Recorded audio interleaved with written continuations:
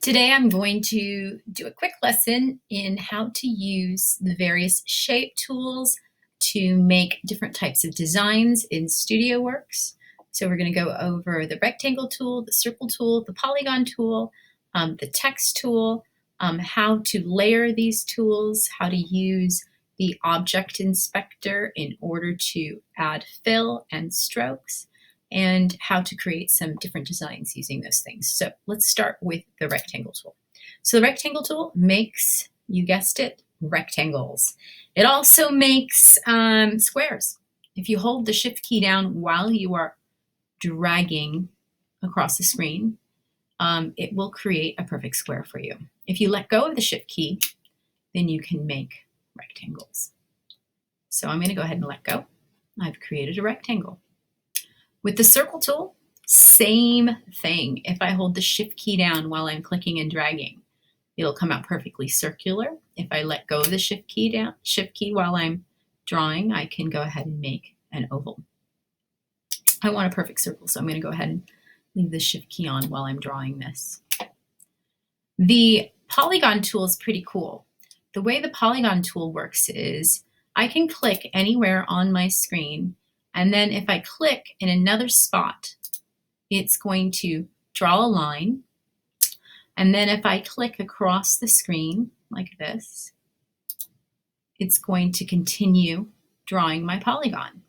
So I can continue making any shape I want as long as I go back to my original location. Whoops, I almost got there. There you go. Sometimes it takes some fine motor skills and some zooming in and out really closely to create exactly what you want, but I got pretty close. So I can create all kinds of really cool designs. I'm going to go ahead and draw something else. Maybe go all the way over here. Again, if I was really drawing this to try and do something cool, I would probably take a lot more time to draw this out a little better, but I'm going to just do something really quick.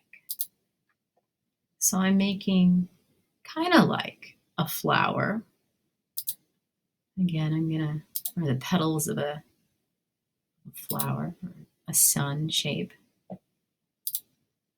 Something like that. Okay, so they're coming off of this little circle here. So I've created, whoops, I didn't quite finish that one off. So let's get right there. There we go. Okay, so I've got, let's see, 4 shapes here. So I've got all of my shapes.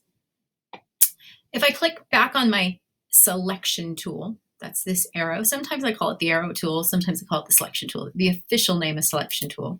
I can go back and click on each of these objects. And I know they're selected because they get these little tiny boxes around them when they're selected. If I want to reshape or resize them, I can simply click on it. When it's selected in the little boxes around the corner, I can click and drag them out like so. Okay, so we need some color. We need to fill these in. So if I click on this, I can go to my fill button over here under the object inspector. That's under the inspector tabs. And under the fill button, I'm going to click on solid, and it automatically defaults to black. When I click on the little black part right here, under project, it shows me all the colors that have been selected for my project. And remember, we select these at the beginning of the year. We choose our color palette. We do not stray from the color palette. So I'm going to go ahead and choose this sort of blue color. And maybe with my circle tool, my circle, I'm going to select that one and go to the solid color. And let's try yellow here. And these little petals, I want to select all of them at once. So I'm going to hold my shift key down as I click on them. And all 3 of them are now selected. I'm going to go to the solid tool, the solid button, and select that black. And let's go with, I think I'm going to make it yellow as well. Okay. Now, since I drew this rectangle first, everything that I do is actually in layers. So whatever I've done first is on the bottom layer. Whatever I did last is on the top layer. So if I drag this underneath, you'll see that it goes. See how it's underneath? I'm actually going to go ahead and put it all the way behind my project. So you can kind of see how that works. Now, I don't like these lines that are going around my objects here. So I'm going to take those off. So if I click on this, these lines that go around these objects that I've created, those are called the stroke. So if I click on stroke, and again, I want to select all of them at once. So if you recall, I hold the shift key down as I select them. I can go to stroke and I'm going to say none, and that removes them. See how that gives it a nice clean look? Or if I like the stroke that's on it, I can go back to standard and make it really thick. Maybe change the color to white.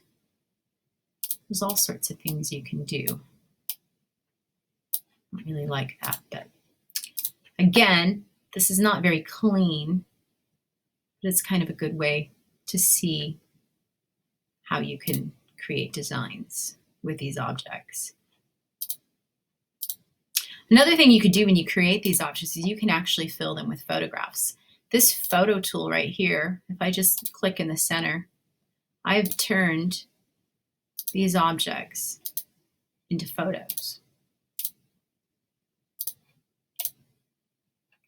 So when I go to my content, if there's a photo I like, I can drag and drop it into the space. It's not the best photo for that spot, but it'll serve a purpose. Let's go pick another photo. How about, let's grab this, put it here.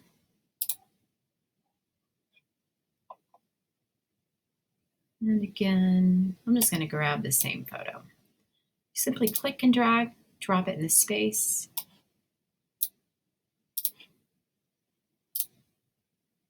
You can do all sorts of things. Okay. All right. So to recap our lesson. Oh, by the way, last thing I want to show you is if you don't like something, there's a couple of things you can do. You don't like the last thing that you did, you can always undo. Undo, undo, pressing this arrow. Don't panic. You can just keep going undo over and over again until you get back to wherever you were the last time you liked what you did. Okay, I liked that. Another thing that you might want to remember is you can also delete things really easily by simply selecting things and pressing the delete key on your keyboard. You can resize things by grabbing them and maneuvering them. You can flip these things around too, but we're going to do a different lesson with that. You can also layer things. So I'm going to show you really quickly layering, and then we're going to be done with this lesson. So in order to show layering, I'm going to have to change the color. So these things are all yellow. You won't be able to see the layers here. So let's go back to my fill, and I'm going to go ahead and select a couple of things and change their color so you can see, whoops, what layers we have. There's a different object. Try blue, and then we'll get green. Okay, so you can see where everything is. So let's say I want this circle on the top. I can select it wherever it is, and then I right-click it, and I say bring it to front. You can see it's now living right there on top of my design. If I want this green one to move to the back, I say right click on it and say send to back. Okay, so there are a few little tools that you can learn how to play with today. Last thing I need to show you is how to use this text tool. If you click and drag across the screen, it's automatically going to default to 12 point times. You can change that immediately if you want to, or you can change it after you've drawn it. I usually like to change it before I even start. So, pipe. See how that didn't quite fit, but if I go ahead and grab my selection tool, click. Whoops, click off of it, click back on it. Grab those arrows. I can make it fit in the space. To change the color of the text, I usually just go ahead and triple click on it so that it's highlighted. That's a quick way To highlight text is to triple click. And then in the same inspector menu, we've got the type inspector, and under color, you can select a color here. Okay. All right, so those are your basics. I'd like you to get practicing and playing around with these for today, and we will move on to another lesson next time.